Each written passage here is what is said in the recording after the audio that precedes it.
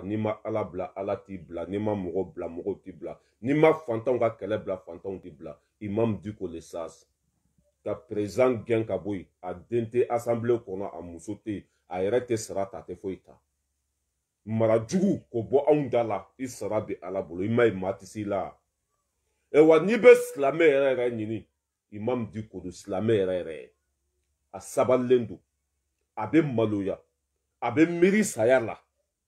Cɛkɔrɔba ɲuman, an bɛ ɲɔgɔn bolo fo saya.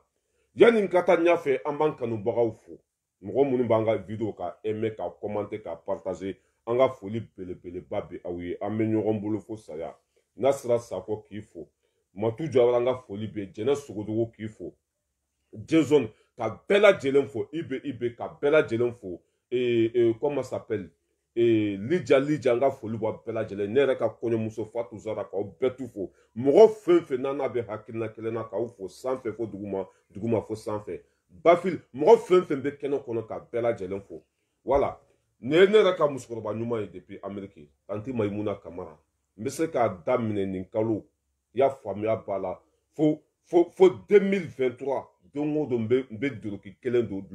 Cela veut dire que sini si tɛ kelen ye musokɔrɔba ɲuman sababuya la. Ka mina, i y'a faamuya b'a la, koli belebeleba ka bila ka na Tanti Maïmouna Kamara. N bɛ se k'a donni daminɛ, n y'a daminɛ depuis kunu, n'a ka di ye don o don n bɛ kelen don. Sini si tɛ kelen ye fo san wɛrɛ, a donni tɛ ban. K'an ka musokɔrɔba ɲuman fo. I ni ce, i ni baraji, ala k'i sara. Tanti Maïmouna Kamara. I y'a kɛ ceinture la. Ceinture valeur bɛ taa plus de 800 euros. Ceinture kelen. A valeur bɛ taa plus de 800 euros. A ɲɛ b'a la. A b'a carton de kɔnɔ. Cɛ nga cɛ ni musokɔrɔba a ye n gâté de ko aw ɲɛ t'a la. Ceinture fila a b'a carton de kɔnɔ. Aw ɲɛ b'a la. Carton de filɛ nin ye. Ceinture yɛrɛ filɛ nin ye.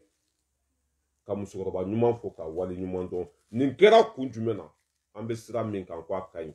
Nin kɛra kun jumɛn na? An bɛ sira min kan ko Mali jɔ don. K'an ka musokɔrɔba ɲuman fo, Tanti Maïmouna Kamara depuis Amérique. Ala ka si ni kɛnɛya d'i ma. Ala ka ni jugu ntanya mɛn. Ala ka ni jugu se la. Ala ka sara kɛ mijani ye. Ala ka n'i kɛ jugu sago ye. Ne ba k'i fo k'i wale ɲuman dɔn, i ni ce ni baraji. Anw tɛ fisiru wale ye dɛ. Ɲɛ t'a la. Ceinture a b'a boîte kɔnɔ ka cɛ. I b'a lakali ko parfum don. Ni musokɔrɔba ye. K'a k'a yɛrɛ denw fɛ, k'a kɛ walidenw fɛ. Musokɔrɔba ɲuman. I m'a ye ala b'a, cela veut dire qu'ala bɛ ka bɔda k'a ye sanga ni waati bɛɛ. A bɛ hinɛ. A bɛ den ɲumanw fɛ. A bɛ tiɲɛtigiw fɛ. A bɛ danbetigiw fɛ. Ne yɛrɛ ba k'i fo depuis sigiyɔrɔ la. Tanti Maïmouna Kamara. N ka foli belebeleba b'i ye. Bɛɛ tɛ se ka nin kɛ dɛ. A bɛ bɛɛ bolo, bɛɛ tɛ se k'a di dɛ. Sɔrɔ ni kari tɛ kelen ye. Ne ba n ka foli belebeleba b'i ye. K'an fa fo, ne yɛrɛ fa Imam Dicko. Nin cɛ in ala ka miya an kɔrɔ. Nin cɛ in ala ka si ni kɛnɛya d'a ma. Ne fa Imam Dicko le sage waraba. Ala ka si ni kɛnɛya d'a ma. A ko Mali tɛ kɛ jugu sago jamana ye dɛ. Wa n'a y'a fɔ n ka cɛ a janto n b'a kumakan na. Ne yɛrɛ fa a sigilen don ka bɛɛ lajɛ. Ale tɛ presse dɛ. Bilahi. A ko Mali tɛ kɛ jugu sago jamana ye. Mɔgɔ 24 sara kun min kama. A ko kɛlɛ bɛ kɛ de fo a dan. A sigilen don ka bɛɛ lajɛ. Bɛɛ bɛ panpan na komi tinɛni. Mais n'a wulila une seconde. N ka cɛ dugukolo bɛ yɛrɛ yɛrɛ de. N'a wulila une seconde. Ni président ma dɔrɔgu ta a tɛ sunɔgɔ. N'a kumana une seconde. Ni président ma whisky ta a tɛ sunɔgɔ. Imam Dicko le sage waraba. Mɔgɔbaw ka mɔgɔba. Bilahi. Ɲɛmɔgɔ jugu fɛn fɛn bɛ a bɛ se ka bɛɛ minɛ k'a bɛɛ don kaso la. Mais n'a ko k'a b'a kɛ cogo dɔ la a b'a fɔ non voilà. Kiiritigɛlaw bɛ yen. Ale de bɛ ta, ale de bɛ ta. Ala ye se sugu bɛɛ d'a ma. Ne balimaw n sigi kun ye mun ye? An ka cɛkɔrɔba n'o ye Imam Dicko ye, a ye appel lancé. Maliyɛn den bɛɛ lajɛlen ma. An ka cɛkɔrɔba Imam Dicko a ye appel lancé depuis o don. Jɛkulu min sigilen b'a tɔgɔ la, soutien min b'a bolo, sympathisant min b'a bolo, mɔgɔ minnu ye Imam Dicko kanu Mali kɔnɔ Mali kɔ kan, u bɛɛ farala ɲɔgɔn kan. Imam tɔgɔ la. Ko Bamako nɔgɔlen don bi. Bamako i bɛ ala kali. K'a fɔ ko ni sa nana misi wɛrɛ bɛ cogo min na de pɔtɔpɔtɔ ji nɔgɔ a kasa bɔlen don. I y'a faamuya b'a la jiboli sira tɛ yen. I y'a faamuya b'a la maire kɔni taara dɔrɔn bɛnjiya. Maire taara dɔrɔn k'a suɲa k'a kɛra a kɔnɔ. Maire ta cela veut dire que Mali. Non ala ka hinɛ Mali la dɛ. Ala ka hinɛ Mali la k'a dayɔrɔ sumaya. Maire t'a ka baara dɔn. président t'a ka baara dɔn député t'a ka baara dɔn i y'a faamuya ba la a fɛn fɛn talen don a si t'a ka baara dɔn polisiw cela veut dire que c'est jamana don bilahi ma jamana ɲɔgɔn jugu sago jamana tɔw t'u la mɔgɔ ɲɛnamaw k'u hakɛ to dɛ ne fa ye wele bila bɛɛ ma ko bɛɛ ka bɔ samedi don n'o ye imam Diko n'a ka jama fonse dingɛ ko b'a daminɛ palais de congrès la palais de congrès u bɛ ɲɔgɔn sɔrɔ yen samedi don à partir de 8h jiboli sira ba fɛn fɛn bɛ yen n'a falen don bɔgɔ la k'o bɛ fara ɲɔgɔn kan ka bɔgɔ labɔ pour que ji ka tɛmɛ sira sɔrɔ cɛkɔrɔba ɲuman ne y'a fɔ aw ye yan ko nin ta ye maliko de ye wa nin bɛ miiri silamɛ don hɔrɔn don mɔgɔba don a yɛrɛ sigiyɔrɔ bɛn bɛ min ma Diko sigiyɔrɔ bɛn bɛ min ma Diko sigiyɔrɔ bɛnnen don comment ça s'appelle Badalabugu a ka sigiyɔrɔ filanan o bɛnnen don comment ça s'appelle Bako Jukɔrɔni ACI mais an b'a fɔ k'a ka daminɛ yen dɛ k'a ka daminɛ santiri kɔnɔ dugu kɔnɔna nin cɛkɔrɔba in ala ka mɛn an kɔrɔ dɛ ale bɛ réfléchir a bɛ miiri de a bɛ maloya a b'a ka ko kɛta dɔn imam Diko le sage waraba an bɛ ɲɔgɔn bolo fo saya n'i ma ala bila ala t'i bila n'i ma fantanw bila o t'i bila ne yɛrɛ fa ɲuman Diko sigiyɔrɔ bɛnnen bɛ Sabalibugu ma mais pourquoi ko fonse dingɛ a bɔli ka bɔgɔ bɔ fonse dingɛ kɔnɔ k'a ka daminɛ palais de congrès da la non ala mɔgɔ ye ala mɔgɔ de ye IBK sigira fanga la don min na a ma miiri maliyɛndenw ka kɔngɔ ma a ma miiri maliyɛndenw ka saya ma a ma miiri maliyɛndenw ka gɛlɛya ma a y'a den fɔlɔ ta k'o bila assemblée kɔnɔ o bɔra yen nɔ ka faso wari ta a fa ka dugukolo bɛ yɔrɔ min na sɛbɛnni kɔrɔ kare 2 k'a bɛɛ jɔ ka ban ni faso wari ye imam Diko ne fonse dingɛ labɔ dɔrɔn de dɛ fonse dingɛ labɔ dɔrɔn k'a tɛ daminɛ ale ka quartier la a bɛ taa daminɛ Bamako yɛrɛ fondation bɛ yɔrɔ min na k'a ka taa daminɛ yen maaw tɛ kelen ye bilahi ni mɔgɔw kɛra kelen ye diɲɛ bɛ wuli masakɛ jugu sago min tun bɛ an kun na ale ye fanga sɔrɔ don min na a kɛra ma famille d'abord i ma ye ala y'a labila i ma ye ala y'a kumasulu kabila kɔnɔ a gɛnna mun na k'a tɛ baara kɛ a gɛnna mun na ko zon don a gɛnna mun na ko miiribali ni nin fɔra kabila la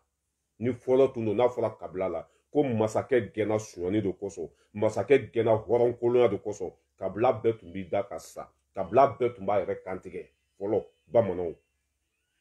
ko mɔgɔ bɔra olu tu la k'a tɛ maloya a tɛ miiri a tɛ ala don a tɛ samɛ n'o tun bɔra bamanan la fɔlɔ olu ka kabila bɛɛ b'u yɛrɛ faga de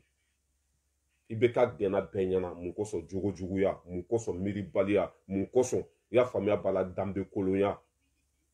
devant tout le monde hali lahara a bɛ fɔ hali ni IBK sara a ka kaburu an bɛ taa jɔlɔkɔ de k'a la hali ni IBK sara a ka kaburu ka jɔlɔkɔ k'a la parce que maa fala don maa tɔɲɔla don zon don dun ka fa sabatira masakɛ bɛ tile la fo IBK kɛnɛya sabatira masakɛ bɛ tile la fo IBK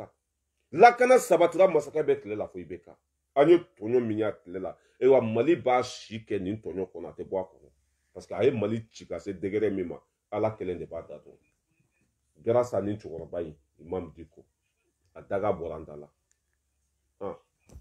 n'a ko k'a b'a kɛ cogo dɔ la o b'a fɔ wala a ye fanga ɲini a yɛrɛ de kosɔn n'a ko k'a b'a kɛ cogo dɔ la o b'a fɔ komi jama b'a kɔ a bɛ fɛ ka maliyɛn bɛɛ bɔ a place la n'a ko k'a b'a kɛ cogo dɔ la o bɛ n'i jɔ komi se b'a ye cabi zuzuw bɛ yen nɔ o tɛ se u ka baara la zuzuw bɛ Mali kɔnɔ o tɛ se u ka baara la ala n ko Mali de ka di dɛ n'u bolo bɛ ko min pɔsi kɔnɔ dɔrɔn u b'u bolo kari ka don n'o bɛ se min na dɔrɔn u bɛ jigin o kan ne balimaw aw minnu bɛ page kɔnɔ sa maire ta kun ye mun ye monsieur le maire a ta kun ye mun ye ka dugu saniya ka baara kɛ a ka commune kɔnɔ mais o commune tɛ yen min nɔgɔlen tɛ o commune tɛ yen soso tɛ yɔrɔ min na o commune tɛ yen jinɔgɔ tɛ yɔrɔ min na soso bɛ ɲini ka ban maliyɛnden bɛɛ joli la maire ta kun ye mun de ye c'est là que je vois pas maire ta kun ye mun ye Mali de ka di dɛ ba Mali ka di dɛ a si t'a ka baara kɛ mais wari bɛ ka don a si t'a ka baara kɛ mais bɛ ka sara a dɔw yɛrɛ bɛ yen nɔ o bɛ se ka san kelen kɛ yɛrɛ i t'u ye Mali kɔnɔ o bɛ voyage baw la n'u taa Amérique m'u ka sara bɛ to bilahi a bɛ kɛ Mali kɔnɔ walahi Mali kɔnɔ i b'a sɔrɔ maire bɛ Amérique kalo 3 kalo 4 a ka sara bɛ to i b'a sɔrɔ député bɛ Faransi kalo 4 kalo 5 a ka sara bɛ to le pays le plus nul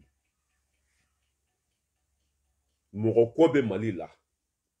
ɲɛmɔgɔ ko bɛ an na Mali sera yɔrɔ dɔ ma jeunesse de kan k'i jɔ ni min y'a kɛ ka ɲɛ tɛgɛrɛ bɛ fɔ o kun ni min ma kɛ ka ɲɛ k'a ku tigɛ Mali bɛ jɔ jɔ cogo de la dɛ musalaha o t'a fɛ o tɛ bonya fɛ don o don ni ala ye don o don dugu jɛ bamani 3 i b'u ye suguba kɔnɔ u nɔgɔlen i b'u ye kare kɔnɔ cela veut dire que su ni tile hari cela veut dire que ne yɛrɛ tun bɛ waati min na dɛ ne yɛrɛ tun bɛ fɛɛrɛ kɛ matɛda la bilahi o bɛ nin sigiyɔrɔ la dɛ nin di walima namasa feerelaw ni ma wari d'u ma ne yɛrɛ delila k'a ye quoi fo ne kasira quoi Bamakɔ yen nɔ kadɔ muso se t'a ye dabali t'a ye assiette falen b'a bolo papaye la papaye a bɛɛ mɔnen don k'a ka dɔrɔmɛ 20 di walima 40 walima 100 je me rappelle plus muso m'o di min kɛ a ye muso ka minɛn minɛ a la k'a sigi dugu ma k'a sen kɛ k'a tagama a ka samara kolondenba in ka muso ka assiette minɛ ka bɔ a kunkolo la k'o sigi dugu ma k'a sen kɛ k'a bɛɛ nɔɔni ne yɛrɛ jɔlen ɲaji bɔra ten i ma ye nin jamana in ni maɲɛnamaw barika tun tɛ bila sisan b'a sɔrɔ a taara jiwoyo fɛ ala ka mɔgɔ ɲɛnama kelen minnu bɛ Mali kɔnɔ ni olu barika n'olu ka duwawu tun tɛ sisan b'a sɔrɔ Mali taara jiwoyo fɛ fɛn bɛ kɛ Mali kɔnɔ hali a tɛ kɛ kafiri jamana la fɛn bɛ kɛ Mali kɔnɔ ne bɛ Faransi yan o tɛ sali o tɛ sun o tɛ ala tɔgɔ fɔ mais o bɛ hinɛ hali u ka wulu o bɛ hinɛ a la ne balimaw n sigikun ye mun ye Imam Dicko le Sage ala ka banburu cɛ min bɛ hinɛ n'a bɛ miiri n'a bɛ bɛɛ ka hɛrɛ fɛ le bonheur de tout le monde a ye wele bila bɛɛ ma samedi don à partir de 10h palais de congrès da la foncé dingɛ fɛn fɛn bɛ yen n'a falen don a n'a ka tɔndenw a n'a kanubagaw ko k'a bɛɛ bɔgɔ fɛn fɛn b'a kɔnɔ k'a bɛɛ labɔ ka tila ka bɛnni kɛ k'a bɛɛ cɛ pour que ji ka tɛmɛ sira sɔrɔ ji kana ça veut dire que ji kana kasara lase mɔgɔw ma Imam Dicko waraba Imam Dicko a kanubaga bɛ yɔrɔ o yɔrɔ ni mɔgɔ minnu ma bɔ a kalama n'a ye nin video in lamɛn sisan ani kɔfɛ k'aw bɛɛ welelen don samedi don ka taa baara ɲuman kɛ baara ɲuman min n'a sara ye arijinɛ ye ka taa baara kɛ baara min sara ye arijinɛ ye ko bɛɛ welelen don aw ka ɲɔgɔn sɔrɔ palais de congrès da la a bɛ daminɛ no foncé dingɛ fɛn fɛn bɛ yen n'a falen don bɔgɔ la k'u b'a bɛɛ labɔ hisabidilahi ala kama ka tila ka nafolo b'u yɛrɛ kun ka baara kɛ hisabidilahi jamana ka basigi kama jamanadenw ka lafiya kama jamana kɔnɔdenw ka ça veut dire que hɛrɛ kama le Sage waraba mɔgɔbaw ka mɔgɔba an b'i kɔ fo saya anw yɛrɛ ka tɔn an y'an sigi ka miiri an ka tɔn n'o ye anw ko Maliba n ka cɛ ne y'a fɔ anw ta ye Mali ko de an ta tɛ mɔgɔ ko ye dɛ i bɛ bo fara ka dɛsɛ k'anw fa nɛni ka dɛsɛ i tɛ se an na fɔ ka diɲɛ wuli parce que an dusukun jɛlen don ka ɲɛsin faso ma ne filɛ yɔrɔ min na i ma ye finiw bɛ ka bɔ Amérique ka bɔ fan bɛɛ fɛ mugu bɛ ne yɛrɛ ko an ta ye Mali ko de ne y'a fɔ aw ye yan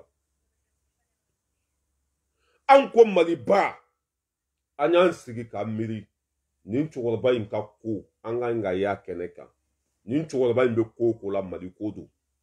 an ko Maliba tɔndenw farala ɲɔgɔn kan madame la présidente Jɛnɛ Sogodogo a n'a ka jama kunun an ye réunion k'an ka bureau kɔnɔ ni ala n'a kira sɔnna an ka tɔndenw u bɛ y'a kɛnɛ kan ka foncé dingɛ k'a labɔ hisabidilahi ala kama an seko ye fɛn fɛn ye samedi don mɔgɔw b'a ye u b'a lakali c'est ça le faso ko a sɛbɛn Dicko ye bi maire min sigilen don Badalabugu n'a tɛ k'a ka baara kɛ k'a bɔ yen a sɛbɛn Dicko ye bi maire min sigilen bɛ n t'a dɔn ko palais de congrès n t'a dɔn o ye yɔrɔ min ye n t'a dɔn yɔrɔ jumɛn de palais o yɔrɔ ninnu t'a dɔn quartier jumɛn de Bagadaji ni fɛn ninnu maire minnu sigilen bɛ n'u t'u k'u ka baara kɛ a sɛbɛn Imam Dicko ye bi k'o bɛɛ gɛn ka bɔ place la mais n'a ko k'a b'a kɛ cogo dɔ la mɔgɔw bɛ wuli sugu i m'a ye a b'a da don ko bɛɛ la i m'a ye a bɛ fɛ ka bɔ bɛɛ bɔ a place la i m'a ye a bɛ fɛ ka nin kɛ mais a ye nin bɛɛ to yen n'aw guwanna n'a kɔtɛ tigɛ ni malidenw tɔɲɔna ka se degere dɔ la aw yɛrɛ bɛɛ bɛ wuli ka équipe a ka commune la hali bi hɛrɛ dɔɔni bɛ yen n'a fɔra ko Dicko ninnu k'u tile kɛ k'u denw tile kɛ ka n'u mɔdenw tile kɛ o ye jeunesse ka barikantanya de ye o ye jeunesse ka fugariya de ye o ye jeunesse ka tatiɲɛ de ye e ma M5 bɛ bɔ Sogɛ tun bɛ yen cɛ in tɔgɔ Suguma Sisɔgɔ tun bɛ yen comment s'appelle Umaru mun yɛrɛ tun bɛ yen Umaru fɛn le Barbi la Umaru Mariko olu bɛɛ tun bɛ yen Modibo Sidibe tun bɛ yen Kajatu So tun bɛ yen mais n ka cɛ o tɛ se ka jama labɔ dɛ bɛɛ y'i jigi da cɛkɔrɔba in de kan ka t'i don a kɔfɛ a kumana siɲɛ kelen de Mali bɛɛ bɔra o ye ɲɛmɔgɔ jugu o y'a gɛn ka bɔ yen le sage waraba mɔgɔbaw ka mɔgɔba mun de ye nin k'a ye a ka sabali mun de ye nin k'a ye a ka faso kanu mun de ye nin k'a ye a ka fantan dɛmɛ Imam Dicko ko sini comment ça s'appelle samedi don ni Ala n'a kira sɔnna anw yɛrɛ ka tɔn mɔgɔ b'an ka tɔn kɔnɔ n'o ye anw ko Maliba n'a y'a sɔrɔ i ma bɔ a ko kalama n'i bɛ groupew kɔnɔ an y'a bila groupe bɛɛ sanfɛ samedi don bɛɛ ka bɔ komi kɔnɔkulu ka taa foncer dingɛ fɛn fɛn bɛ Bamakɔ capitale kɔnɔ ka taa bɛɛ bɔgɔ labɔ wa a bɛ kɛ jamako ye dɛ association bɛɛ bɛ ka fara ɲɔgɔn kan min ye Ras Jali o ka association bɛ association bɛɛ bɛ ka weleli kɛ ko samedi don ko bɛ ye kɛnɛ kan parce que mɔgɔ min b'a ɲama i y'a faamuya b'a la sympathisant sigira mɔgɔ minnu kama n'olu ne yɛrɛ ka video in lamɛn n ye n fa tɔgɔ de mɛn video in n y'a video ye réseaux sociaux sanfɛ n tulo b'a la ko Dicko ka mɔgɔw don ko sympathisant n ye video in lamɛn kun fɔ kun n y'a faamuya u ka laɲini ye min ye an y'a kuma kɛ an ka bureau kɔnɔ anw ko Maliba ni Ala n'a kɛra sɔnna samedi don an bɛ bɛnniw louer ni bɔgɔ bɔra dɔrɔn ka bila bɛnni kɔnɔ an bɛ burɛtiw san ni Ala n'a kɛra sɔnna an ka cɛbaw ye quoi c'est ça le Mali ko a wari tɛ bɔ ministre ko a tɛ bɔ président ko an bɛna baara fɛn fɛn kɛ a bɛɛ bɛ bɔ an yɛrɛ de ko maa bɛ se anw na ne y'a fɔ k'anw ta ye kɛwale de ni ne ye CDR mɔgɔninw ninnu ye u hinɛ bɛ ne la CDR mɔgɔninw ninnu tellement k'u binna tellement k'u ta tiɲɛna tellement k'u ka guerre sara u ka gidi sara o ye CDR sigi 1 2 3 4 5 CDR 5 de bɛ faransi yan o bɛɛ m'u bɔ dɛ o ye sympathisant sigi o bɛɛ m'u bɔ dɛ o ye dɔ sigi ko Amid Arasbachi o bɛɛ m'u bɔ dɛ o ye dɔ wɛrɛ fana sigi ko mun yɛrɛ Arasbachi kanubaga sisan o bɔra o la ko bɛna dɔ wɛrɛ sigi ko Arasbachi 100% a b'a sigi fo lahara mɛ ni barika tɛ ɲɛmɔgɔ la a tɛ passé aw b'a sigi fo lahara n'aw ka ɲɛmɔgɔ ni hɔrɔn kolon de maa si tɛ k'a fɛ e ni Ala n'a kira cɛ kunkolo kelen ka CDR 1 sigi ka 2 sigi ka 3 sigi ka 4 sigi ka 5 sigi o bɛɛ ma mago ɲa o ye sympathisant sigi o ma mago ɲa o ye dɔ sigi ko Arasbachi kanu o ma mago ɲa o ye dɔ sigi ko Arasbachi 2023 o ma mago ɲa o ye dɔ sigi o bɛɛ ka sigi ka taa mɛ a bɛɛ kunkolo kelen de sympathisant sigira k'o bɛ kise jɔ kise ne m'a fɔ ko cɛkɔrɔba o b'u si kɛ cɛkɔrɔba ka so kɔnɔ o tɛ u ɲɔgɔn zon tɛ diɲɛ kɔnɔ bilahi u ɲɔgɔn zon i bɛ don Mali kɔnɔ kun fɔ kun CDR bolonɔ tɛ yen o tɛ fantan dɛmɛ o tɛ hinɛ mɔgɔ la u ka ɲɛmɔgɔ jɛnɛyakɛla don hɔrɔn kolon don u ka ɲɛmɔgɔ u dalen bɛ kɛnɛ kan n'a ye wari sɔrɔ dɔrɔn n'a ma taa muso la a bɛ taa dɔrɔguw la Sakoba de Arasbachi Jato n'a ni ninnu kɛra kelen ye o kɔrɔ ko c'est pas la peine n'a ni Arasbachi ka jɛkulu kɛra kelen ye o kɔrɔ ko an k'an da bɔ Maliko yɛrɛ la moins de 6 mois siraw kɔrɔ nɛgɛntana an ji di olu ma an ka jɛkulu min sigilen bɛ Gawo foncer dingɛ fɛn fɛn bɛ an y'a bɛɛ labɔ ka dugu saniya o dalilu bɛ yen i y'a faamuya bala joliko dɛsɛ y'an ka sɔrɔsiw sɔrɔ an ka sɔrɔsiw joliko dɛsɛ y'u sɔrɔ an ka représentant minnu bɛ Gawo k'a daminɛ kun fɔ kun bɛtɛri joli di pour que ka sɔrɔlasiw k'u ni la non an ko Mali ba aw sara bɛ Ala bolo le 8 non le quoi mais le 28 n'o ye samedi ye fonse dingɛ bɔ min bɛ kɛ Bamako n'a ɲɛmɔgɔya kalifalen don Imam Diko la an ko Mali ba an bɛ y'a kɛnɛ kan c'est ça le Mali jɔ mairie ma se k'a ka baara kɛ anw de bɛ n'a kɛ jamana ka basigi kama nin bɛɛ tɛ se ka kɛ mankan ye jamana kɔnɔdenw se ye min ye an fana bɛ se k'o kɛ parce que hɔrɔnkolo o tɛ hali ni mairie yɛrɛ ye ninnu ye Diko ka mɔgɔw ye u bɛ ka fonse dingɛ labɔ ni fɔlɔ tun don u bɛ sa de parce que u dɛsɛra u ka baara la ten ka mɔgɔ ta baara la tɛ se mais a bɛ yen ka wari minɛ ka kari a kɔnɔ c'est une honte la déception totale ni mairie ye ninnu ye samedi don o bɛ ka bɔgɔ labɔ Bamako capitale yɛrɛ kɔnɔ plein de capitale ni ji nana a tɛ tɛmɛ sira sɔrɔ o mairie kan ka kɛ cogo jumɛn mais o tɛ maloya o tɛ Ala don o tɛ mairie sinon nin bɛɛ ye mairie de ka baara ye mais tagalen ɲɛfɛ an bɛ ka solution ɲini nin bɛɛ la tagalen ɲɛfɛ an yɛrɛ bɛ wuli ka jɔ sugu bɛɛ kɛ hakilina min bɛ an na k'a lase an fa ma mairie ka baara ye nin de ye an ka wuli ka kɔlɔsi an ka wuli ka se a ma n'a tɛ se a ka baara la a k'a fɔ an ye a takun ye mun de ye ni Ala na kira sɔnna ka mairie jagoya a k'a ka baara kɛ ka député jagoya a k'a ka baara kɛ ka président ka jagoya a k'a ka baara kɛ le peuple souverain ni Ala na kira sɔnna a bɛ kɛ an n'o o fɛlɛ an bɛ k'o fɛlɛ tigɛ an bɛ k'o hakilina tigɛ n'an bɛnna fɔ la an bɛ liste bila ka taa an fa c'est vrai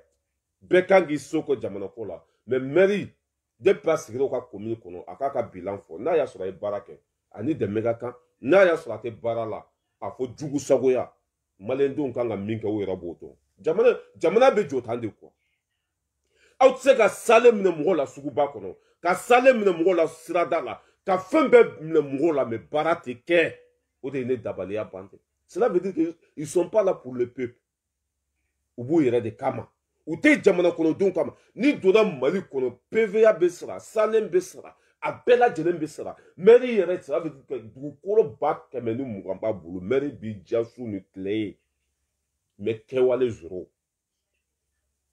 o jamana bɛ avancer cogo jumɛn ɲɛmɔgɔ kan ka kɛ misali de ye ɲɛmɔgɔ kan ka kɛ baarakɛla de ye ɲɛmɔgɔ kan ka kɛ hɔrɔn de ye ɲɛmɔgɔ kan ka kɛ sɛbɛkɛla de ye ɲɛmɔgɔ kan k'i janto kɔmɔgɔw la mais anw fɛ hali ɲaman bɔnyɔrɔ a tɛ yen Bamako nɔgɔlen don o ye nɔgɔ dan ye le capital Gawukaw ka wari bɛ na trésor public kɔnɔ Bagunukaw ne yɛrɛ fa ka yɔrɔ Bagunu olu ka wari bɛ na trésor public kɔnɔ Kayikaw ka wari bɛ na trésor public kɔnɔ bɛɛ lajɛlen bɛ wari sara mais wari bɛ kɛ mun de ninnu y'anw faga dɛ n'i ye nin fɔ k'a ma lamɔ n'i ye nin fɔ k'a ma mara n'i ye nin fɔ k'o tɛ mɔgɔba bonya c'est là que moi j'arrive pas à comprendre ni o kumana dɔrɔn bi denmisɛnninw ma lamɔ o bɛ Facebook sanfɛ non e de ma lamɔ e de ma mara e de tɛ malo e de t'i ta kun dɔn o de bɛ ka don i tulo kɔnɔ moi j'ai en train de dire Paul Kagame je le connais pas Paul Kagame a bɛ ka min kɛ Wuranda a ka bon hakili ma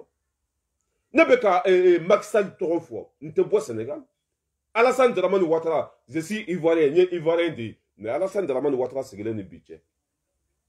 a bɛ ka baara kɛ c'est comme ça mais on ne fait pas para mairie ka baara zoro kumasulu maloya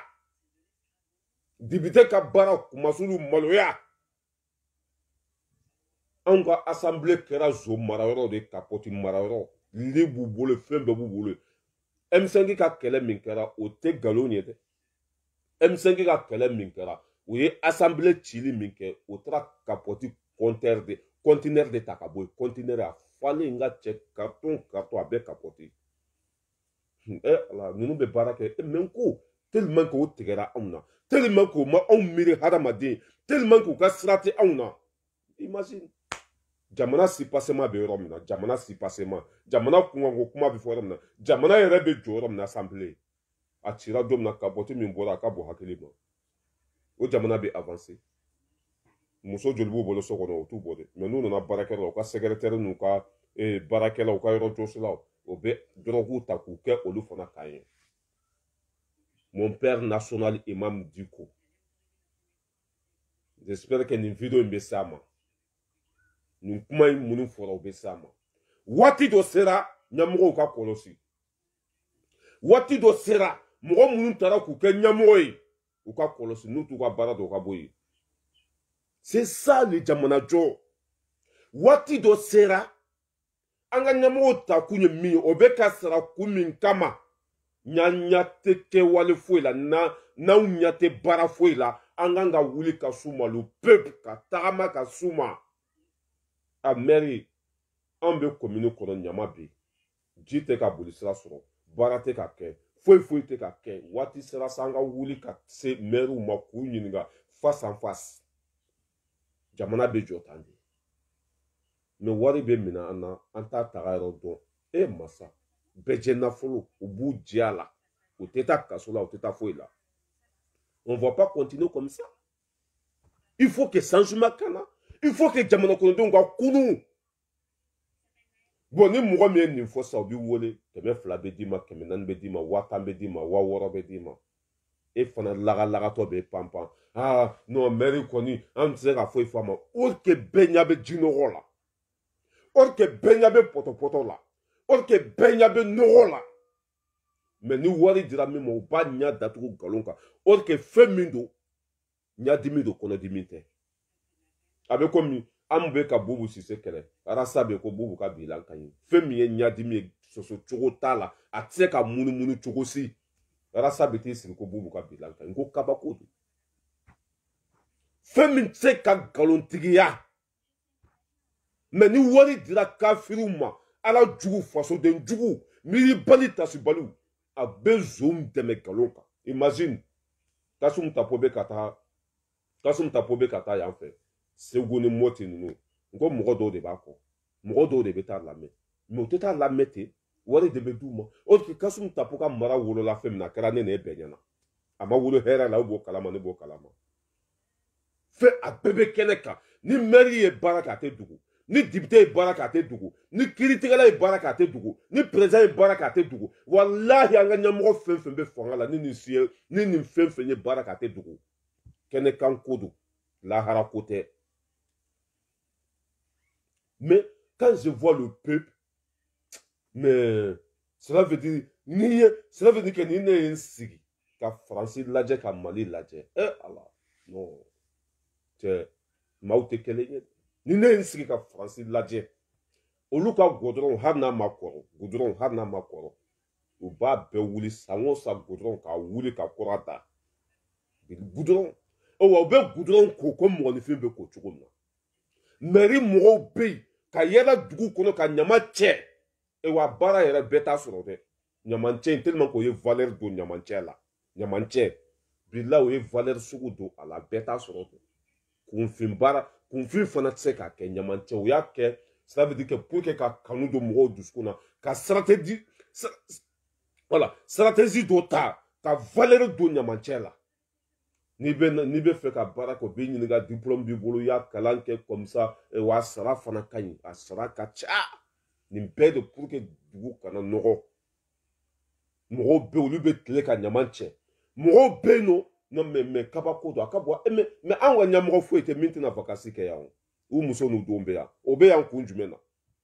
nous wolola non je vais aller en France madame ils sont là-bas mon fils ils sont là-bas la famille ils sont en France moi aussi je vais aller en France je fais mon vacances là-bas walima nous bɔra Faransi oui ils étaient en France ouais là-bas c'est une belle vie cɛ limɛri bɛ yen ni su kora i bɛ ala kali ko tile don cɛ yen jɛlen don métro bɛ yen i y'a faamuya ba la terrain bɛ yen anw yɛrɛ ka mairie n'an ka ɲɛmɔgɔ de bɛ ka nin fɔ quoi or que Faransi ɲɛmɔgɔ ni olu ka Mali ɲɛmɔgɔ u ka baara bɛɛ ye kelen ye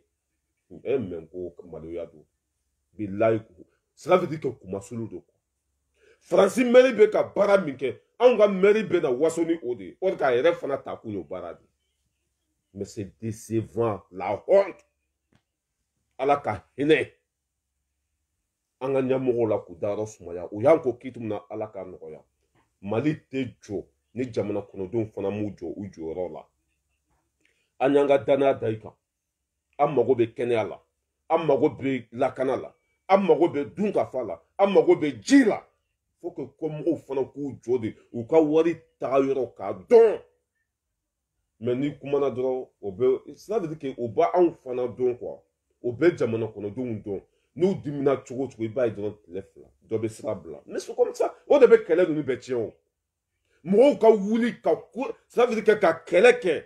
i bɛ bɔ min kalama séparation o yɛrɛ dama bɛ taa sigi ka ɲɔgɔn bolo ja tuguni non i tɛ foyi de faamu maliko la M5 kɛlɛ wulila kaw jim de tun b'a fɔ walahi bilahi talahi i bɛ k'a bɛ bɔ yen mais o laban cogo lajɛ semasi mɔgɔ yɛrɛ labanna ka kaw jim gɛn ka bɔ yen mɔgɔ dama damaw tun bɛ yen nɔ olu ye liti bɛɛ kɛ laɲini bɛɛ tun ye kelen ye président tɛ se baara la nin de tun bɛ k'a fɔ mɔgɔw ye mais jɔyɔrɔ kosɔn wari kosɔn hɔrɔnya danna sira la waati sera an ka miiri dɛ waati sera an ka kɛ an yɛrɛ fɛ cela veut dire que n bɛna f'u ye pour que i k'a faamuya bɛɛ bɛ lafiya cogo min na ani e yɛrɛ bɛ lafiya cogo min na ani mɔgɔw bɛ k'i fɛ n bɛna f'u ye i k'a faamuya ni mairie taara a ka baara la sisan a talen de ka commune dilan ka sigidaw dilan k'i janto sigida denw na par exemple sisan ni ne ye maire ye fossé dingɛ fɛn fɛn bɛ n ka commune kɔnɔ bɔgɔ mana don a kɔnɔ n bɛ mɔgɔw ta u b'a lasaniya ka mɔgɔw ta k'u bila dugu kɔnɔ n'o ye musuwari ye dugu kɔnɔ k'a tiɲɛ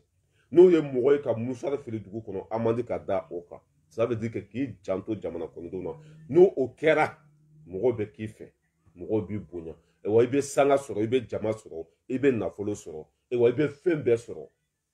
mais anw tɛ nin de faamuya n'i donna gouvernement ka baara la dɔrɔn n'i kɛra ɲɛmɔgɔ ye u yɛrɛ ka kuma n'i m'a suɲa i kɛra dangaden ye n'i m'i ba bila ka taa hiji i kɛra dangaden ye n'i ma mobili 120 san i kɛra dangaden ye n'i ma miliyari suɲa i kɛra dangaden ye nin de bɛ mali mɔgɔw kun na or que o laban ça veut dire que a kɔ ye maloya de ye a kɔ ye kasolataga de ye a kɔ ye kumasulu de ye a kɔ ye de hali don dɔ bɛ se i ka fisa ni mɔgɔ minnu olu bɛ bɔ k'u da sago f'i ma i tɛ se ka kuma parce que i y'a suɲa de i ma baara kɛ de fana sabi or que n'u bɛ miiri ni mais e ka faransi lajɛ n'u y'u ka ɲɛmɔgɔ ye n'a ye baara kɛ bilayi u bɛ tɛgɛrɛ de fɔ a kun u b'a kunbɛn ka ɲɛ kuma ɲɛnamaw bɛ fɔ a ye mun de b'o kɛ baara ɲuman mais n'i ye suyɛni kɛ hali n'a kɛra san 200 de ye i laban bɛ malo baara ɲuman kɛ mɔgɔ b'i bonya baara ɲuman kɛ mɔgɔ bɛ k'i fɛ baara ɲuman kɛ i bɛ lafiya baara ɲuman kɛ a kɔ ye kunkɔrɔta de ye a kɔfɛla ye kunkɔrɔta de ye malo t'a kɔfɛ mais on pense pas ça fɛn bɛɛ ka sɔrɔ sisan n ka kɛ milliardaire ye tigi ye sisan n ka katikati 120 sɔrɔ sisan n ka n denw bila ka taa faransi ameriki kalan na n ka n denw bila ka taa kanada faso wari fɛn bɛɛ ka sɔrɔ sisan voilà mais a kɔ ye mun ye lebu a kɔ ye mun ye malo a kɔ ye mun ye kasolataga n'i y'a ye anw bɛ ka kuma yan bubu ka taa kaso la a ma kɛ ka ɲɛ bubu yɛrɛ filɛ yɔrɔ min na jatigɛ min b'a kan bubu filɛ yɔrɔ min na a bɛ ka siran n'a ye mɔgɔw ye a den filanw a mɔden filanw u bɛ k'a nɛni u bɛ k'a dɔgɔya u bɛ k'a fɔ a ma ko zon i b'a dɔn lafiya tɛ yen wariba in b'i bolo mais lafiya tɛ yen e ca waati dɔ sera an ka miiri ka ji fara an koliji kan ka kɛ hɔrɔn ye mairie k'a ka baara kɛ député k'a ka baara kɛ comment ça s'appelle président k'a ka baara kɛ i y'a faamuya b'a la mɔgɔ fɛn fɛn kɛra ɲɛmɔgɔ ye bɛɛ k'a ka baara kɛ n'u m'u ka baara kɛ peuple ka fara ɲɔgɔn kan k'u kɔlɔsi jamana bɛ jɔ tan de le peuple souverain n'i y'a ye faransi maire bɛ siran ko mɔgɔw de sigilen don k'a kɔlɔsi n'a jɛngɛnna u bɛ bere kɛnɛ d'a kun yan wari tɛ ta k'a di mɔgɔ ma yan i t'a ye fo ka diɲɛ wuli ni jamana kɔnɔdenw wulila maire ka dɔ wele walima député ka dɔ wele walima président ka dɔ wele ka tɛ to a d'a ma fo k'i sa i b'a di mɔgɔ min ma o de b'i bɔ n'i ye i b'a di mɔgɔ min ma o de b'i lebu olu t'a minɛ yɛrɛ mais anw fɛ an bɛ fara ɲɔgɔn kan ka caya kɛlɛ bantɔ la o bɛ taa kɛ an bolo fufala kɛ a bɛ k'an bolo nimisa ye mun kosɔn nafolo mun kosɔn hakilintanya ni Kawujimi tun tora a cogo la ale de tun bɛ di ko remplacer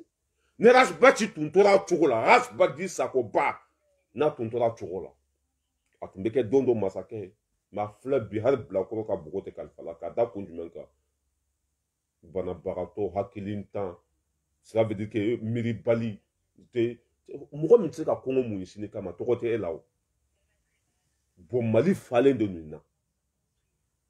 Il est temps que maintenant, mairie ka baraka foyer. Il est temps que maintenant, cela veut dire que, ebe commune min kono, mairie ka bara nita dont ta nigali ke. Wolma, jeunesse munu be mairie ka bara don, ou kwa to ka fo jamana kono donye. Nous muka barake salen kana sara. Nous muka barake taxi kana sara. Nous muka barake impôt kana sara. C'est comme ça. Mais wari be ka du mo ba du. Ni min wula ku be kuma be wole kerefe ka tete wadi ma ibi maku e bi ko do jamana kono duna. Ou de sera dablai. Baraka ke beka lafia. Ni meri e barake. Demisonu be barasro. Kenya be sro. Soso be ban Mali kono, jinoro be ban, lafia be na. Ewa meri yere be to sutura la. Ewa meri ka kunkurota bola. Mais enfin non. Sunyani de ben ke fenye. Faut qu'un gars sunya 600. Faut qu'un gars fait un sur 600. N'est pas le mot. Amba nkumi amba njami. Ashite mimbe hine. Ashite mimbe aladon. Ni aye bibi na ni choro ba inkanu ba de beka wuli. Ko lube fonce dinga labo. Imam Duko kanu bagaw. Imam Duko yere bena pe lancer. Fonce dinga boli be damene rod me Bamako capital kono dugu kono na. Ni aye nunu bena ni barake. Meri maseka ka bara de ke. Meri tata kundo. Sinon nimbe dobo emploi yere la. Nimbe dobo barake balia la. Meri ka jeunesse ta dro dugu kono. Do be no iba soro buratu bubulu wolma a fembe no a bese ka dlan ya famia bala bubulu be yala dugu kono pensi bubulu nu ye cigarette meko yo o ba ta o ba bla poubelle kono nu ye musara ye dugu kono o ba ta o ba bla dugu fen kono poubelle kono nu ye comment ça s'appelle nu ye mogo mi fana ye ya dabo kama ka musara fele dugu mo ka photo ta wolma ka police wele ala non ko. Non, wallahi ni miri français la ka Mali et à la 20e siècle kono, c'est nous, il n'y a rien qui va. Faut que tu maï. Il be sadi. Or que beka wari be trésor public kono. Mais Bamako dron. Har ka yen sanu o masse. Suguba kono na ibe ala kali ka fo geji kono na suguba. Bamako suguba kembe ibe ala kali ka fo ko sumogote ala. Mais ala ka hinawla ka udara sumaya ka fo bela jelenye ninte video janye anga chokoroba no imam Duko yi ka mago be bela jelena le 28 no samedi donné à partir de 8h palais de congrès dala nyamandinga fenfembe wulu fenfembe ko ka fara nyogon ka bogol labo pour que jika temesra soro bara nyumante temaka anko maliba ambe ya keneka association chamambe ou bela jelembe ya keneka parce que ni Mali kodi ni faso kodi ni maseka ya keneka ni seko ye wari de wari chuma ni maseka ya keneka ni beseka bureti san wala ni beseka dabasa wala ni beseka pelusa wala ni beseka pikisa amogo be beka temela mena on yere ka nyamogo mena ka numéro bla mogo munu ye on kan Facebook sanfɛ na ye ni video in lamɛ kɔfɛ n'aw bɛ fɛ ka ye a kɛnɛ kan jama bɛ dalajɛ palais de congrès la fonce dingɛ labɔ fana bɛ daminɛ yen nɔ ni mɔgɔ min tɛ whatsapp groupe kɔnɔ ni ye anw kanu ka imam Duko kanu n bɛna sɛgɛ ka numéro bila an ka représentant min bɛ ye kɛnɛ kan n bɛna o ka numéro bila i b'ale wele u bɛ sɔrɔ yɔrɔ min na a b'i guider fo yen nɔ voilà n bɛna sɛgɛ ka numéro bila voilà a bɛ numéro in sɛbɛn mɔgɔ minnu bɛ kɛnɛ kɔnɔ n'aw bɛ fɛ ka sɛgɛ contacter anw ko Maliba représentant min bɛ ye ɲaman bɔnyɔrɔ la fonce dingɛ bɔnyɔrɔ la anw ko Maliba an bɛna taa fara association tɔw kan ka Bamako dingɛ fɛn fɛn bɛ n'a falen don bɔgɔ la an bɛɛ lajɛlen bɛ jɛ ka baara kɛ ɲɔgɔn fɛ ni mɔgɔ min bɛ fɛ ka y'a kɛnɛ kan an ka ɲɛmɔgɔ min bɛ yen n'o ye Sɛgɛ ni Babi a b'a ka téléphone numéro ta 76 42 21 75 n bɛ segin a kan mɔgɔ minnu bɛ page sanfɛ a bɛ se ka sɛbɛn quoi voilà ni ye anw ko Maliba représentant min bɛ ye kɛnɛ kan a ɲɛmɔgɔ o de ye Sɛgɛ ye Sɛgɛ de bɛ cela veut dire que an ka baara bɛɛ kalifalen de bɛ Sɛgɛ la nin ko in wuluwulu jibɔ ɲaman bɔ in mɔgɔ fɛn fɛn bɛ fɛ ka y'a kɛnɛ kan i bɛ Sɛgɛ wele a ka téléphone numéro la 76 o ye 7 ni 6 ye 42 o ye 4 ani 2 21 o ye 2 ni 1 ye 75 7 ani 5 o ye sɛgɛ ka numéro ye. Voilà, merci beaucoup Alou Diallo, merci beaucoup. Voilà, ni yɛrɛ don 76 42 21 75, merci beaucoup. Voilà, ni mɔgɔ fɛn fɛn bɛ ka ye n'i bɛ fɛ ka ye kɛnɛ kan an ko Maliba tɔgɔ la n'a y'a sɔrɔ i tɛ WhatsApp groupe kɔnɔ n'i ye nin video in lamɛn kɔfɛ n'i sigiyɔrɔ bɛn bɛ Mali de ma Mali kɔnɔ hali n'i sigiyɔrɔ bɛnnen tɛ Mali ma n'i bɛ fɛ ka wari ci pour que nin baara in parce que bɛnniw kan ka louer an bɛ bɛnni louer pɛliw bɛ san i y'a faamuya b'a la fɛn caman caman toute façon hadamaden n'i ye ɲumanya kɛ ala tɛ maa si ka ɲumanya tiɲɛ ni baara ɲuman kɛ a sara ye baara ɲuman de baara jugu fana sara ye baara jugu de n'i ye nin wari in ci sɛgɛ ma walima n'i bɛ fɛ ka dɛmɛ min kɛ n'i y'a kɛ i sara bɛ ala bolo ala de b'o baraji hakɛ dɔn wa jamana ka lakana don parce que ji ye tiɲɛni min kɛ bamakɔ nin fana bɛ komi sécurité jamana mɔgɔw bɛ ka taa sikiri a bɛ komi u bɛ ka ça veut dire que maliko yɛrɛ yɛrɛ i bɛ maliko min ɲini dɛ nin don parce que ji tɛ ka tɛmɛ sira sɔrɔ dingɛ bɛɛ falen don bɔgɔ la mɔgɔ minnu bɛ taa o bɔgɔ labɔ pour que ji ka tɛmɛ sira sɔrɔ ji kana fantanw ka so kari ji kana don fantanw kan ji kana tiɲɛni kɛ dugu kɔnɔ mɔgɔ minnu bɛ taa mɔgɔw ni laki ça veut dire que ka mɔgɔw ni lakisi olu kan ka fo voilà numéro filɛ n'aw bɛ fɛ ka anw ko Maliba ɲɛmɔgɔw wele ale de y'an ka représentant ye an bɛ taa fara jama tɔ kan maliden ɲumanw kan o bɛ baara min kɛ Maliko don anw ka jɛkulu sigikun ye Maliko de ye anw ko Maliba sigikun ye Maliko de ye an bɛ taa fara bɛɛ lajɛlen kan ka Maliko ko baara kɛ ɲɔgɔn fɛ hɔrɔnya ni danbe kɔnɔ bɛɛ lajɛlen b'a ye ni mɔgɔ min fana bɛ fɛ ka don anw ko Maliba kɔnɔ i bɛ ne yɛrɛ contacter Aras Balayira 06 41 55 17 05 o ye ne yɛrɛ ka numéro ye an tɛ foyi la ni Maliko tɛ an tɛ foyi la ni baara ɲuman tɛ o de bɛ n bolo k'a fɔ aw ye Imam Diko a ye wele bila maliden bɛɛ ma san bɛ ka tiɲɛni kɛ Mali kɔnɔ mun de bɛ ka na ni o ye jiboli sira bɛɛ gɛrɛnen don jiboli sira bɛɛ falen don bɔgɔ la ji tɛ ka tɛmɛ sira sɔrɔ ni mɔgɔ sera ka bɔgɔ labɔ jiboli sira kɔnɔ a bɛ se ka kɛ sababu ye dɔ bɛ bɔ tiɲɛni na a bɛ se ka kɛ sababu ye ka na ni basigi ye ka na ni hɛrɛ ye dugu kɔnɔ parce que maire dɛsɛra a ka baara la maire ka baara ye de ka wuluwulu dingɛ labɔ ka ɲaman cɛ ka bɔ dugu kɔnɔ maire ka baara ye de ka sigida lakana maire ka baara ye de ka goudronw da maire ka baara ye de ka dugu cɛɲa maire ka baara ye de ça veut dire que fɛn fɛn bɛ na ni hɛrɛ ye fɛn fɛn bɛ na ni kɛnɛya ye i y'a faamuya b'a la ka dugu furan ka jɛ maire ta kun y'o de mais Bamakɔ i bɛ ala kali k'a fɔ ko mɔgɔ faso tɛ bɛɛ y'i ko don faso la bɛɛ démissionnera a si mago tɛ Mali la a si mago tɛ malidenw na mais u mago bɛ an ka impôt la u mago bɛ an ka wari la jigilatigɛ don mais mun de b'a to ni nin bɛɛ bɛ ban le peuple souverain saya don balo tɛ ɲɛmɔgɔ k'a ka jugu sago denya ka don a tulo kɔnɔ a ka miiribaliya a ka baarakɛbaliya a ka sonyani ka don a tulo kɔnɔ ka wuli ka tagama ka taa fɔ a ka so k'a ɲininka a ka bilan na n'a tɛ se a bɛ bɔ yen Mali mana maa si ba ka kɔɲɛminɛn kɔnɔ Mali c'est pour tout le monde i taara kun dɔ de kama san joli an ɲɛ tɛ foyi la ka dugukolo kelen ka feere mɔgɔ 100 ma o cɛ ça veut dire que ninnu bɛ kasara dɔrɔn de ladon Mali kɔnɔ ka malidenw faga k'an bila ɲɔgɔn na k'an ka nafolo tiɲɛ k'an kɛ jugu sago ye k'an kɛ fatɔ ye u ka baara bɛɛ filɛ dugukolo kelen o b'a feere mɔgɔ 100 ma dugukolo kelen ça veut dire que ka fantanw dusu kase ka mɔgɔw faga maire yɛrɛ tɛ ɲuman kɛ quoi bilahi waati min na ji bɛ ka taa ni mɔgɔw ka du ye waati min na ji bɛ ka mɔgɔw ka du bin waati min na ji tɛ ka tɛmɛ sira sɔrɔ waati min na dugu yɛrɛ kɛnbɛ i b'a lakali k'a fɔ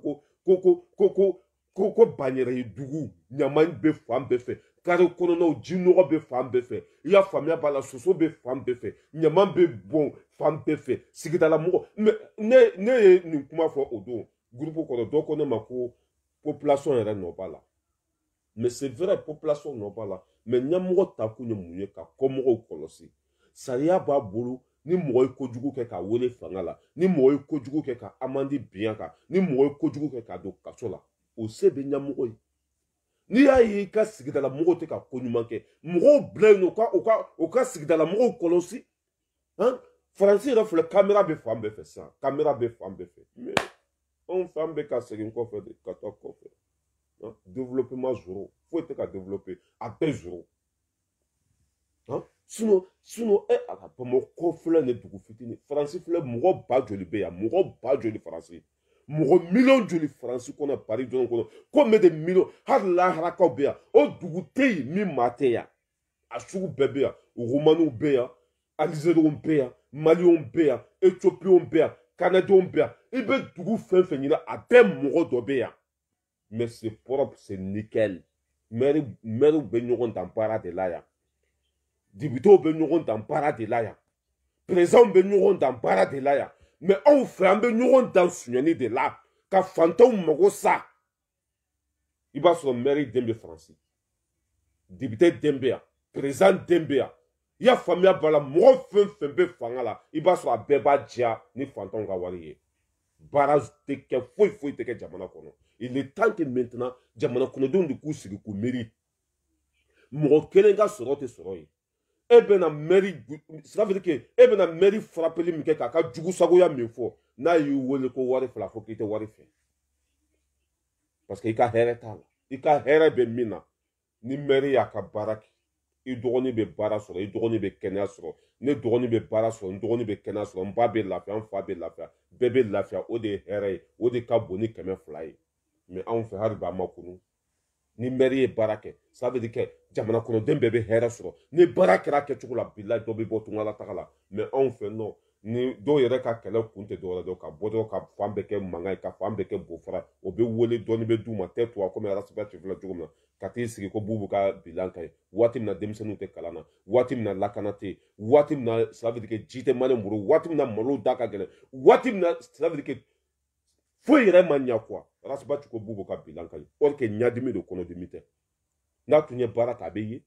n'a tun ye baara kɛ a bɛ fɔ ni baara tun kɛra mɔgɔw tun b'a ye jamana kɔnɔ mais foyi de ma kɛ ayiwa foyi tɛ se ka na don anw kunkolo la yan la question est là mais anw fɛ fɛn min ma kɛ dɛ o bɛ n'u sigi k'o b'o de fɔ faransi filɛ ni ne bɔra kɛnɛ ma i tɛ ji nɔgɔ ye courant tɛ tigɛ mais ko de ye baara ye san 15 n bɛ faransi a ma deli ka courant tigɛlen ye ma deli ka ji nɔgɔ ye yan ma deli ka ɲɛgɛn ji ye ma deli ka pɔtɔpɔtɔ ye ma deli ka foyi ye maire de b'a ka baara kɛ député b'a ka baara kɛ président b'a ka baara kɛ bɛɛ b'a ka baara kɛ kɛcogo la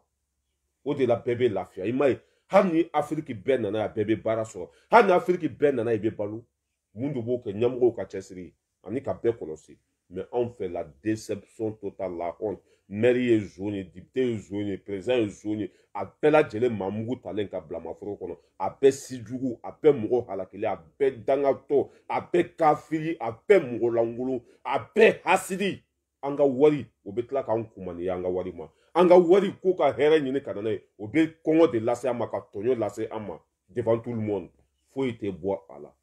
n bɛ aw bila yan samedi don à partir de 8h devant palais de congrès imam Diko ye wele bila maliden ɲuman bɛɛ lajɛlen ma association bɛɛ lajɛlen ma an bɛɛ ka ɲɔgɔn sɔrɔ yen dingɛ fɛn fɛn bɛ yen n'a falen don fossé dingɛ fɛn fɛn bɛ yen n'a nɔgɔlen don an ka jɛ ka a wuluwulu ji labɔ ɲɔgɔn fɛ pour que jamana kɔnɔdenw ka lafiya bɛɛ ka voilà c'était ça la famille an ko Maliba an ka représentant bɛ yen Sɛgɛ ni Babi an ka tɔnden bɛɛ lajɛlen bɛ ye kɛnɛ kan voilà ala ka bi nɔgɔya ala ka bi diya merci beaucoup